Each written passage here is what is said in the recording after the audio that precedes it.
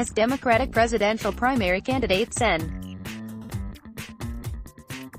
Bernie Sanders teased a proposal to cancel all past due medical debt and address all future medical debt in the United States. His campaign sent a letter Saturday to Washington Post executive editor Marty Baron, demanding that the newspaper retract a controversial fact-check. Since Wednesday, the Post has come under fire for publishing a critical review of Sanders' citation of a peer-reviewed editorial that ran in the American Journal of Public Health, AJPH.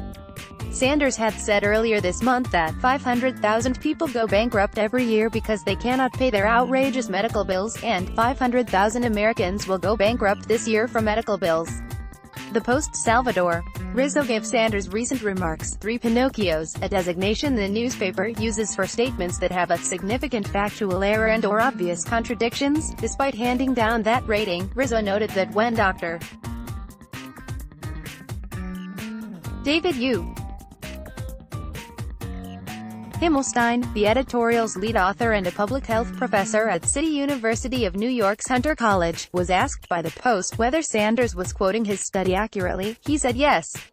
The Post's fact-check elicited criticism from not only members of the Sanders presidential campaign but also other reporters and media outlets. Tim Dickinson wrote Thursday for Rolling Stone, the process by which the Post fact-checker transmogrified a basically true statement into a ruling of mostly false is a case study in the uselessness of the political fact-check as it is often practiced. Subjecting political speech-making to this kind of nitpick is folly. The entire nature of the political enterprise is looser than that. Politicians speak to broad systemic problems. If they're sharp and persuasive, they have statistics at hand. And if their staff is any good, those statistics have reputable studies to back them up. By any meaningful measure, what Sanders said is accurate for the purposes of the project. If citing a study accurately enough to satisfy its author still gets it mostly false, it's hard to know what could possibly pass muster. The Sanders campaign's letter to the Post's executive editor, signed by senior advisor Warren Gunnels and posted in full online, also highlighted other recent fact-checks from the newspaper that have been scrutinized, and requested that the Post commit to covering Senator Sanders in a fair, professional, and ethical manner that finally starts honoring the most basic standards of accuracy. Throughout the week, Gunnels has debated the veracity of the Post's fact-check of the medical bankruptcies remarks with Glenn Kessler, editor and chief writer of the fact-checker at the Post as well as author of some of the other fact-checks in question, on Twitter. Their exchange included a screenshot of a message to Post fact-checker Rizzo from researcher Himmelstein, who also requested the newspaper retract the piece.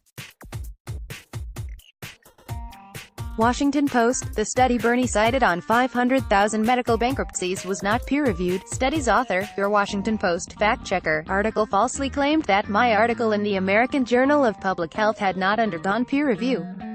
Man's retraction, pic.twitter.com/84kmzvpnlr, Warren Gunnels, @GunnelsWarren, August 29, 2019. Glenn, you gave us 3 Pinocchios for citing a report showing. Author says the data should be presented. Why did you not apply that same test to the author of the bankruptcy study? pic.twitter.com/comexwhip8yzb, Warren Gunnels, @GunnelsWarren, August 31, 2019. On Friday, Himmelstein and Dr. Steffi Woolhandler, another co-author of the AJPH editorial and Hunter College professor, published an op-ed on the Sanders 2020 website entitled "Medical Bankruptcy is Real, Even if the Washington Post Refuses to Believe It." Himmelstein and Woolhandler, founders of Physicians for a National Health Program, are longtime advocates of adopting a single-payer healthcare system in the United States.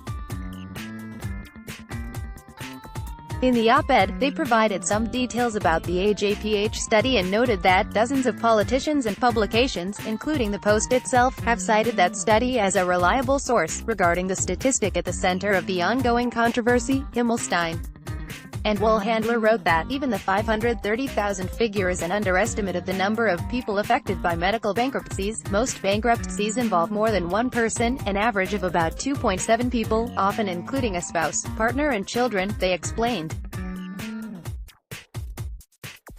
That means that the 750,000 bankruptcies last year involved more than 2 million people.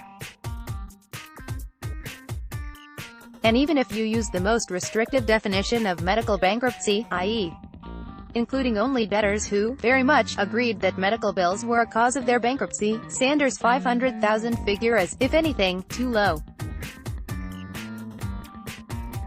The right number is more like 750,000. At least 500,000 Americans go bankrupt every year because of medical expenses, and the actual number is probably more like 750,000. No one in America should go bankrupt to get the care they need. It's time for Medicare for all. https://t.co/dmkgrewal. Bernie Sanders, @Bernie Sanders, August 30, 2019. Let's block ads.